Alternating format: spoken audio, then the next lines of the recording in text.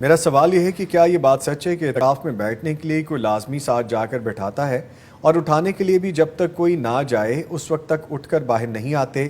اس بات کی شریعت میں کیا حقیقت ہے؟ پلیز رہنمائی فرما دیں، اللہ آپ کو جزائے خیر دے۔ ہاں جی، اس کے بغیر اعتکاف بیٹھنے کا فائدہ ہی کیا ہے؟ نہ کوئی چھوڑنے جائے نہ کوئی لینے جائے تو پھر مزہ کیا ہے؟ اللہ پروٹوکول اللہ اکبر۔ بھٹی صاحب پروٹوکول ہمارے ہاں رواج بنتا جا رہا ہے بدقسمتی سے۔ سلف صالحین میں یہ تھا کہ وہ کوئی بھی عبادت کرتے تو اس کے بعد اس کے قبول ہونے کی رو رو کے اللہ سے دعائیں کرتے کہ یا اللہ قبول فرما لے۔ جی ہمارے ہاں ٹرینڈ کیا بن رہا ہے کہ ہم سمجھتے ہیں جو عبادت ہم نے کر لی وہ تو قبول ہو چکی ہے، لہذا مبارکیں دو مجھے۔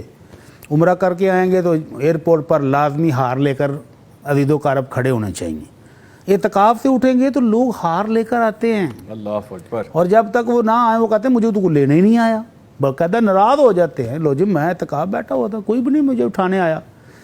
تو اب پھولوں کے ہاروں سے آگے نوٹوں کے ہاروں تک بات پہنچ چکی ہے۔ اچھا، تو یہ بالکل بھی شرع کے خلاف ہے۔ اخلاص کو نہ تباہ برباد کریں، عبادت کی ہے تو اللہ سے قبولیت کی دعا کریں، اٹھیں اور گھر جائیں۔ تو اگر کوئی آپ کا سامان لینے کے لیے آپ کا بیٹا کوئی بیٹی کوئی بھائی آ گیا تو الحمدللہ، نہیں آیا تو اپنی گاڑی میں سامان رکھے اور گھر چلے جائیں، اس میں کوئی ایسی کیا رکاوٹ ہے؟ لیکن یہ جو چیز ہے نا کہ باقاعدہ کو بٹھانے بھی آئے ایک پوری ٹیم اور لینے کے بھی لیے آئے، تو یہ ریاکاری میں زیادہ داخل ہو جاتا ہے، تو ان چیزوں سے بچنا چاہیے۔